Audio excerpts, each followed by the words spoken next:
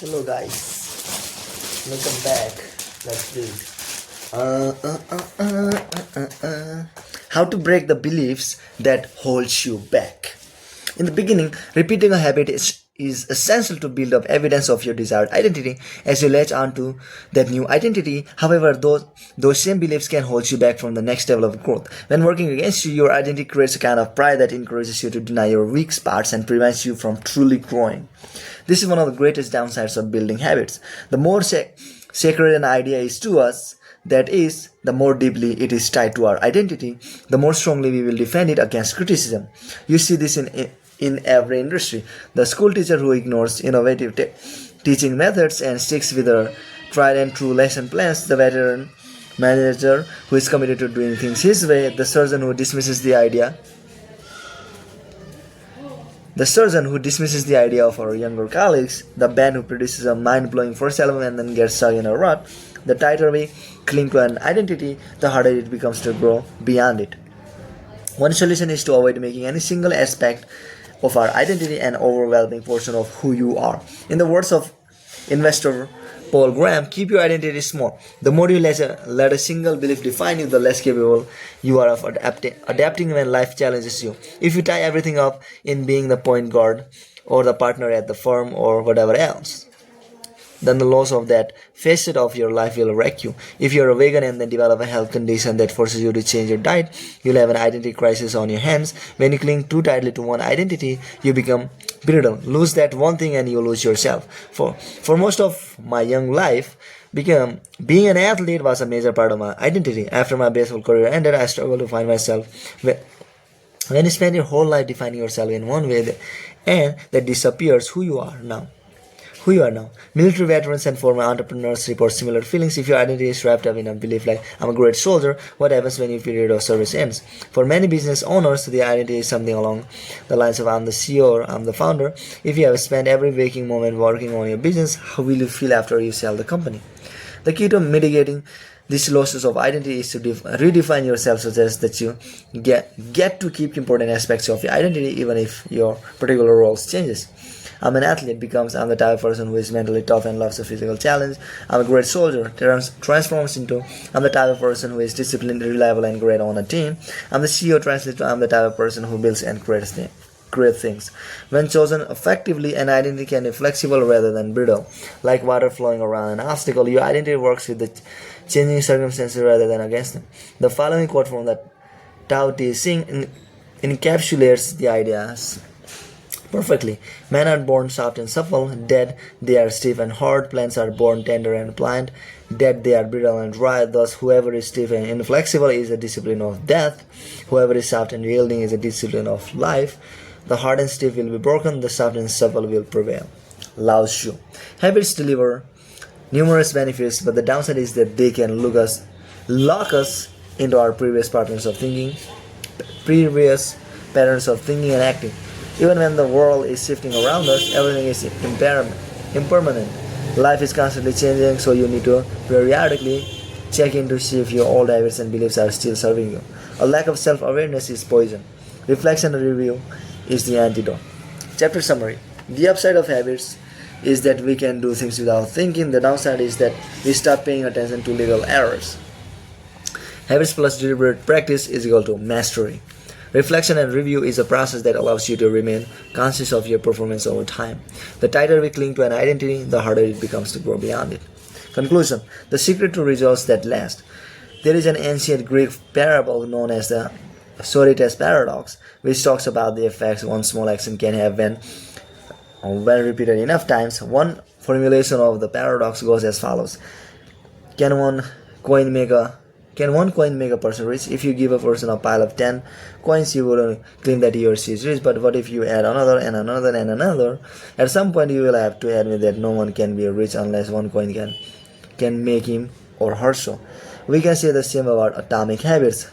Can one tiny change transform your life? It's unlikely you would say so, but what if you made another and another and another? At some point, you'll have to admit that your life was transformed by one small change.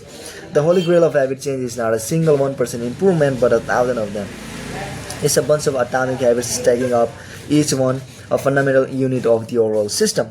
In the beginning, small improvements can often seem meaningless because they get washed away by the weight of the system, just as one coin won't make you rich. One positive change like meditating for 1 minute or reading one page each day is unlikely to deliver a noticeable difference. Gradually, though, as you continue to layer small changes on top of one another, the scales of life starts to move. Each improvement is like adding a grain of sand to the positive side of the scale, slowly tilting things in your favor. Eventually, if you stick with it, you hit a tipping point. Suddenly, it feels easier to stick with good habits. The weight of the system is working for you rather than against you. Over the course of this book, we've looked at dozens of stories about top performers. We've heard about Olympic gold medalists, award-winning artists, business leaders, life-saving physicians, and star comedians who have all used the science of small habits to master their craft and vault to the top of their field. Each of the people, teams, and companies we have covered has faced different circumstances, but ultimately progressed in the same way through a commitment to tiny, sustainable, unrelenting improvements. Success is not a goal to reach or a finish line to cross. It's a system to improve, an endless process to define. In chapter 1, I said, if you're having trouble changing your habits, the problem is in you. The problem is your system. Bad habits repeat themselves again and again, not because you don't want to change, but because you have the wrong system for change. As this book draws to a close, I hope the opposite is true. With the four laws of behavior change, you have a set of tools and strategies that you can use to build better systems and shape better habits.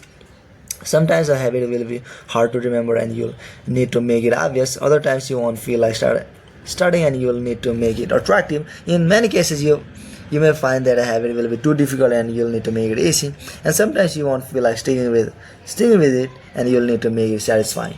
Behaviors are effortless, obvious, attractive, easy, and satisfying. Behaviors are difficult here. Individual, unattractive, hard, unsatisfying. You want to push your good habits towards the left side of the spectrum by making them obvious, attractive, easy, and satisfying. Meanwhile, you want to cluster your bad habits towards the right side by making them individual, unattractive, hard, and unsatisfying. This is a continuous process. There is no finish line. There is no permanent solution.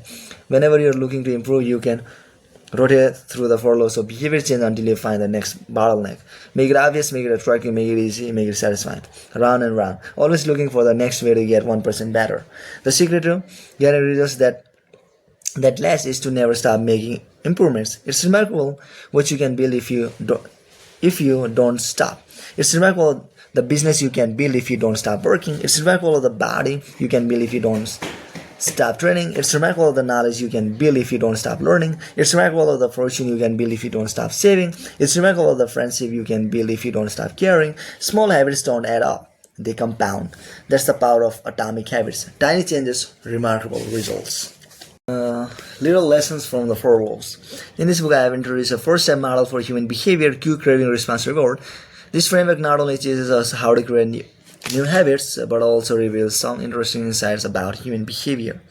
Problem phase, cue, craving; solution phase, response, reward.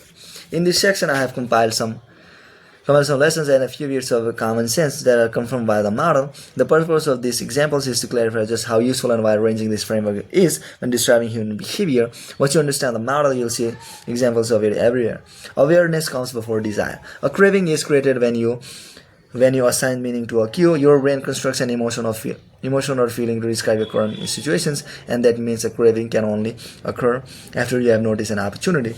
Happiness is simply the absence of desire. When you observe a cue but do not desire to change your state, you are content with the current situation. Happiness is not about the achievement of pleasure, which is joy or satisfaction, but about the lack of desire. It arrives when you have no urge to feel differently. Happiness is the state you enter when you no longer want to change your state. However, happiness is fleeting because a new desire always comes along. As Kate Bruce says, happiness is the space between one desire being fulfilled and a new desire forming. Likewise, suffering is the space between craving a change in state and getting it. It's the idea of pleasure that we chase. We seek the image of pleasure that we generate in our minds. At the time of our action, we do not know what it will be like to attain that image, or even if it will satisfy us. The feeling of satisfaction only comes afterwards. This is what the Australian neurologist Viktor Frankl meant when he said that happiness cannot be pursued, it must ensue. Desire is pursued, pleasure ensues from action. Peace occurs when you don't turn your observations into problems. The first step in any behavior is observation. You notice a cue, a bit of information, an event. If you don't desire to act on what you observe, then you are at peace. Craving is about wanting to fix everything. Observation without craving is a realization that you don't need to fix anything. Your desires are not running rampant. You don't crave a change. Instead, your mind does not generate a problem for you to solve. You're simply observing and existing. With a big enough why, you can overcome any how. Friedrich Nietzsche, the German philosopher and poet, famously wrote, "He who has a why to live for can bear almost any how." This phrase harbors an important truth about human behavior. If your motivation and desire are great enough, that is, why you are acting, you'll take action even when it's difficult. Even when it's quite difficult. Great craving can power great action even when friction is high. Being curious is better than being smart. Being motivated and curious counts for more than being smart because it leads to action. Being smart will never deliver results on its own because it doesn't get you to act. It's desire, not intelligence, that prompts behavior. As Naval Ravikant says, the trick to doing anything is first cultivating a desire for it. Emotions drive behavior. Every decision is an emotional decision at some level. Whatever your logical reasons are for taking action, you only feel compelled to act on them because of emotions. In fact, people with damage to emotional centers of the brain can list many reasons for taking action, but still will not act because they do not have emotions to drive them. This is why craving comes before response. The feeling comes first and then the behavior. We can only be rational and logical after we have been emotional. The primary mode of the brain is to feel. The secondary mode is to think. Our first response, the fast non-conscious portion of the brain, is optimized for feeling and anticipating. Our second phase, the slow conscious portion of the brain, is the part that does the thinking. Psychologists refer to this system 1, feeling and rapid judgment, versus system 2, rational analysis. The feeling comes first, system 1. The rationality only intervenes later, system 2. This works great when the two are aligned, but it results in illogical and emotional thinking when they are not. Your response tends to follow your emotions. Our thoughts and actions are rooted in what we find attractive, not necessarily in what is logical. Two people can notice the same set of facts and respond very differently because they run those facts through their unique emotional filter. This is one reason why appealing to emotion is typically more powerful than appealing to reason. If a topic makes someone feel emotional, they will rarely be interested in the idea. This is why emotion can be such a threat to wise decision making. Put another way, most people believe that the rational response is that one that benefits them, the one that satisfies their desire. To approach a situation from a more neural, emotional position allows you to base your response on the data rather than the emotion. Suffering drives progress. The source of all suffering is the desire for a change in state. This is also the source of all progress. The desire to change your state is what powers you to take action. It is wanting more that pushes humanity to seek improvements, develop new technologies, and reach for a higher level. With craving, we are dissatisfied but driven. Without craving, we are satisfied but lack ambition. Your action reveals how badly you want something.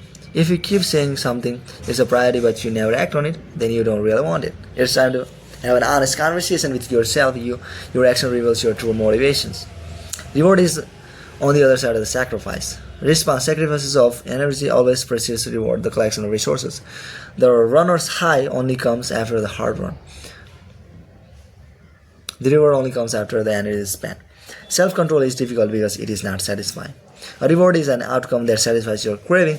This makes self-control ineffective because inhibiting our desire does not usually resolve them. Resisting temptation does not satisfy your craving, it just ignores it. It creates a space for the craving to pass. Self-control requires you to release your desire rather than satisfy it.